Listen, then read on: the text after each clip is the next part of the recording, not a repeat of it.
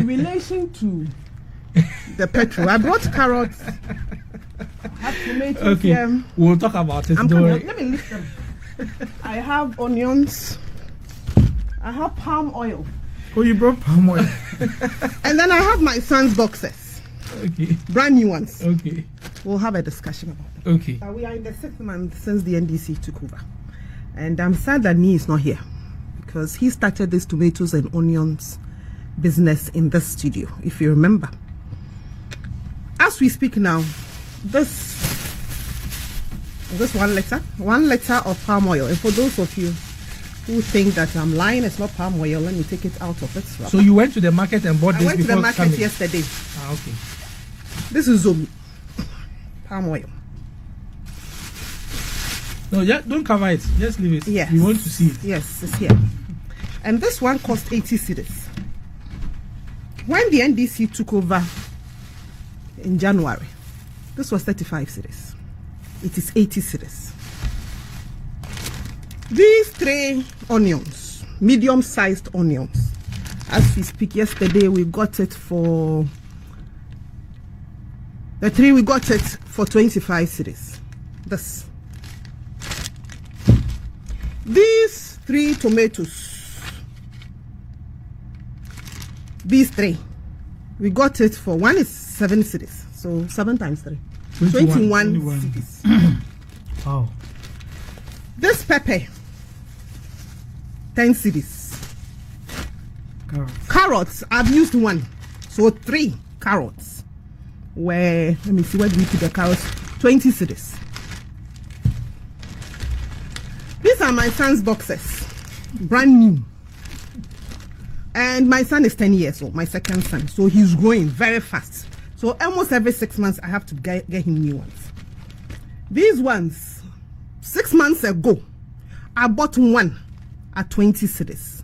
Yesterday, I bought this for 50 cedis. So 200 cedis. I have 2 sons. The older one too is there, so you can imagine. Why am I bringing all this here? In just 6 months, food inflation and clothing is important. My children have to wear clothing. They haven't just doubled, some have quadrupled. Plantain, yesterday you plantain meant me farmer. You should have seen the small fingers of plantain. 5 of them, 100 cedis. Now cassava, instead of do we call it tuber, the cassava? Mm-hmm. Is it the root? It's the root. The tuber is the root of cassava. Oh, roots, okay. Now, instead of selling, when you go to the market, they sell it by the root. Now they divide it. Yeah, they see kind of boom. It's like when you are home and you are trying to put the cassava together for the fufu. That is how they've done it in the market. And so 1 long tuber is almost going for 25 cedis, 30 cedis. When we used to get 1 long tuber for 5 cedis. Yam, medium-sized yam, is going to 75 cedis. The small ones, 50 cedis. And what makes my matter even serious is that my children love yam. You know, I trained them in the Bunu region, so that's for yam. And now, at 13 and 10 years, Wilberforce, I have to boil 2 tubers of yam in the house. Because the 2 boys will eat 1 full tuber. The 2 boys, when we cook, it is them, they are the only males. So they are male species in the house, just the 2 of them. The rest of us are women. So we boil 2 tubers. Then they also don't like the contomere that you put on the fire. No, they want the one that you do in the asanka. Hey. So we have to do it in the asanka and put it in front of them. Carry the whole pot. So their pot, and put it there, and then they'll sit on the floor. So by the time I'm done, the contomere, the way they tie it, 1 is 25 cedis. Yeah. And for a household of 10 people, we need about 4 to be able to get stew. And if you have boys like I do who they'll eat half of it. Wilberforce, my food matter is something else for me. Somebody says you're reporting your children on the show. Yes, I'm reporting them because a lot of mothers are going through what prices. It's about the prices. Wilberforce, I spend 2,000 cedis a week on foodstuffs, so I haven't gone to provisions. When I talk about provisions, the tin tomatoes, the oils, the rice, the milk, I haven't gone there. I'm talking about foodstuffs. This one we don't import. So you cannot tell me that me and my children, we have foreign tastes. We import tomatoes. Yeah. This is not the one. This is the Akuma down. This is not Burkina. This is the Akuma down one. This one. Do you import cassava? Do you import yam? And 2,000 cedis every single week for just food stuff. I haven't spoken about meat. I haven't spoken about vegetables. I haven't gone that way. This is what we are facing. 6 months. Immediately this government took over. The energy minister, John Jinapo, started his shenanigans. And I'll call it shenanigans because I think they decided that right from day one, that they were either going to milk us in this whole energy matter. And we know him already. He was deputy minister in John Mahama 1. We know what happened though. Those IPP deals that he went to sign. It is there. It is part of our problems now. Right from day one, if you remember, the day of inauguration, John Jinapo told all of us that we had 2 days of fuel. Me, personally, I took him on. That how can you tell us that we had 2 days when you had been at the transition committee for almost a month? Are you trying to tell us that you guys didn't ask the then outgoing minister? That was Herbert Krabber. What was up with it? Mm-hmm. And you sat down, went for those meetings, wasted our money, and then on the day of what do we call it, inauguration, you come and tell us that we have 2 days. The 2 days came to pass. Apparently, we got fuel from somewhere. That is where his shenanigans started from. We're here. The same minister came to tell us that ECG has turned into a problem in this country. In fact, it went to the extent that he came to tell us that 1,350 containers vanished from the port. That also became another topic for 2 weeks in this country. Accused the former government. In fact, he called Afenyoma Akin a thief. He called Napo a thief. He called Herbert Krapper. The sort of things they said about them. And I remember the former managing director, how's his name? Dubik, telling us that it is not possible for containers to vanish. We were here barely 3 weeks ago when the same minister came to tell us that they have not just found the 130, they have found extra. In fact, they found 2,300 and something containers, and that they were scattered in various container holdings at the port. Shenanigans number 2. Then from there, they came to tell us that the ECG had debt. They were not managing things well. In fact, if you remember, the ECG people, some were complaining that people were sacked. People had been sacked. People had been moved because they hadn't managed the situation well. Therefore, our bills would have to go up. Then in the last 6 months, they increased our electricity bill to what? 14.7%. Yeah. So apart from all this data, and people, I'm a single mother. So apart from all this I'm dealing with, I'm also dealing with a 14.5 increase in electricity. 14.75. So my electricity bill have gone up. I used to buy, I think, 1,000 cedis a month. Now I'll be buying what? 1,400, Let's say 1,500. Water too is there. 6 months. Then to add salt to our injury that we are thinking about, you come and tell me that you are adding 1 cedi per liter to petrol. People will say that who is forcing me to use a car? So you put me as a run, I'll park my car, I'll use structural. I'll use, no problem, my dear. I can use structural. Do you know what this means? Yesterday, Kofi Tonto and I, we did some calculations. Kofi spoke about it on Adam, and I'll repeat it here. The common churches that we see going up and down here is the urban buses.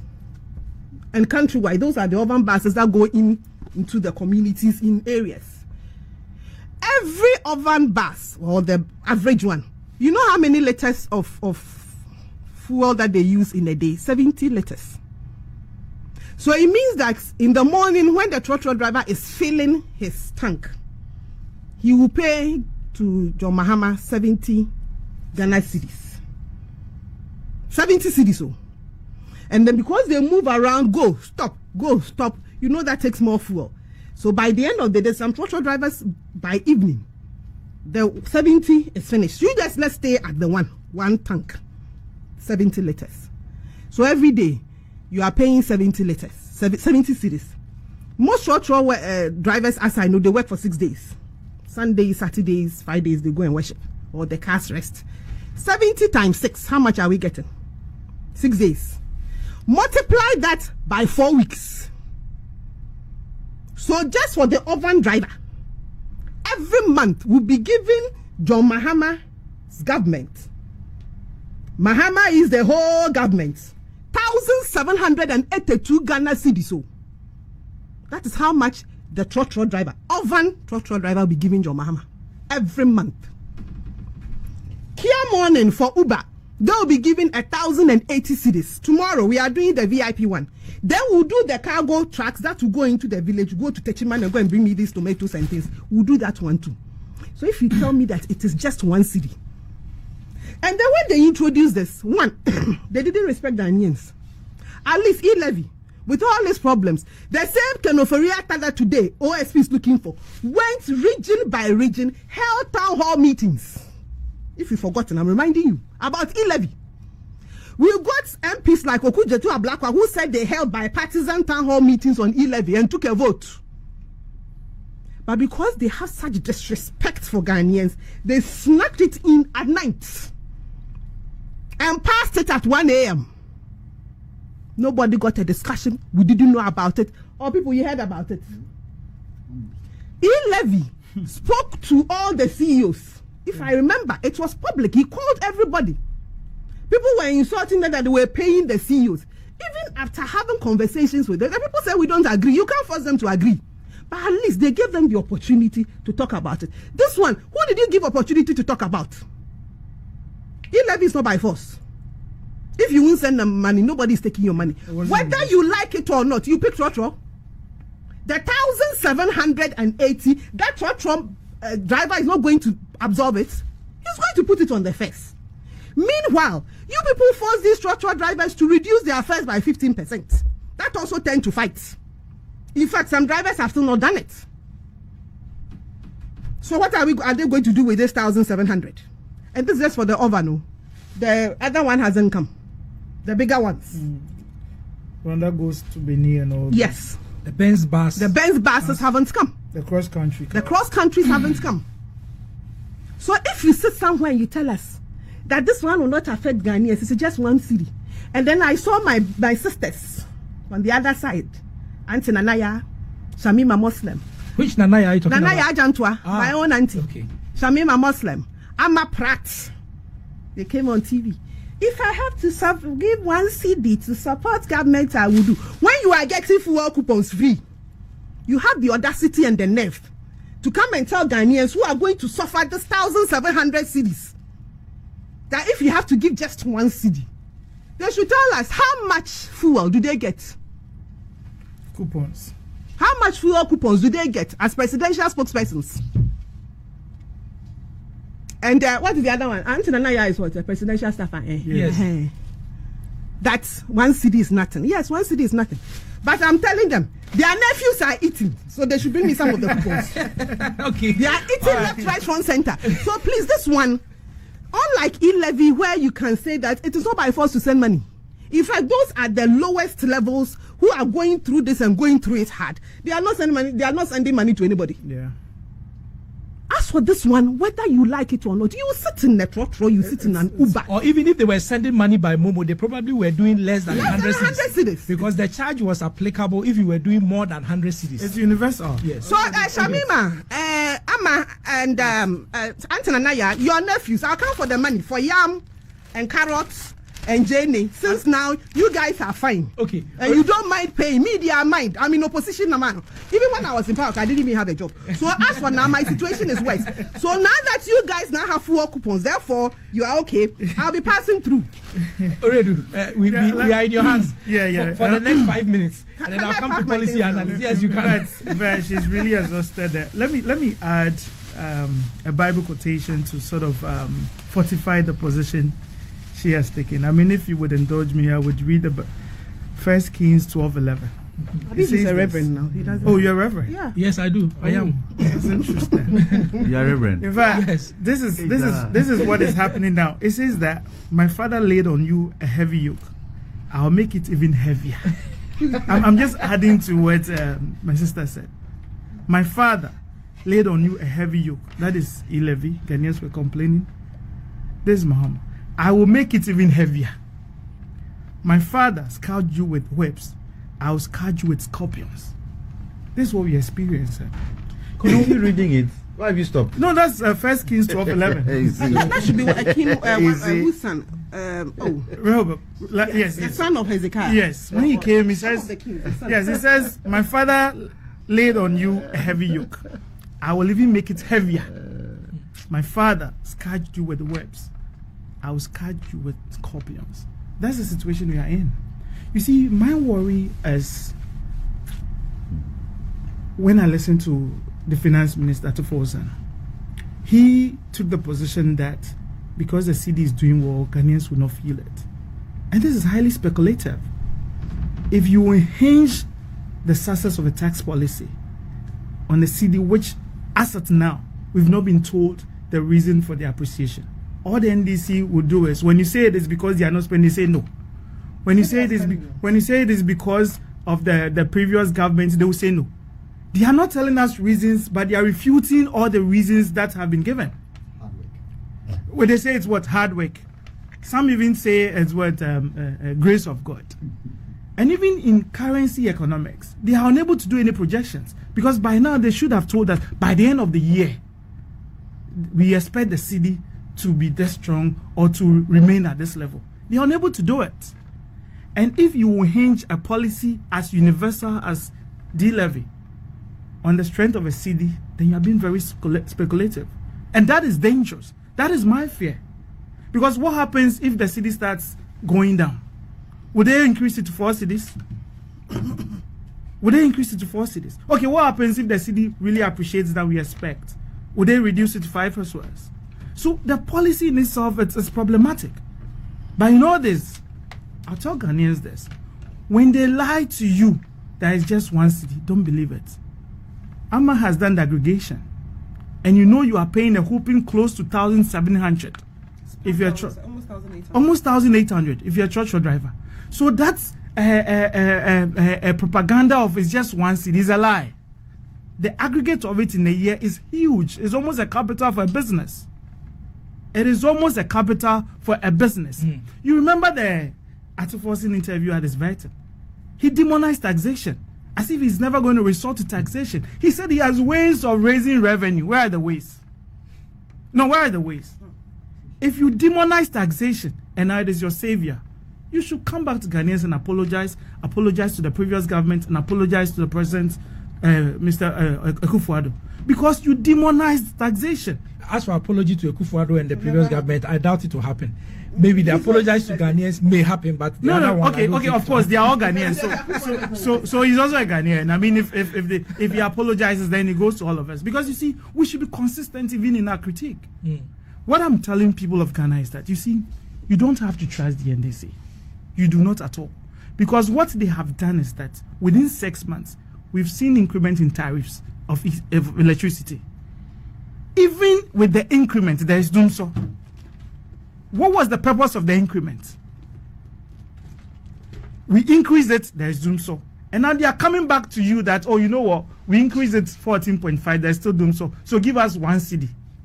What's the guarantee that there won't be doom so again? It's about management.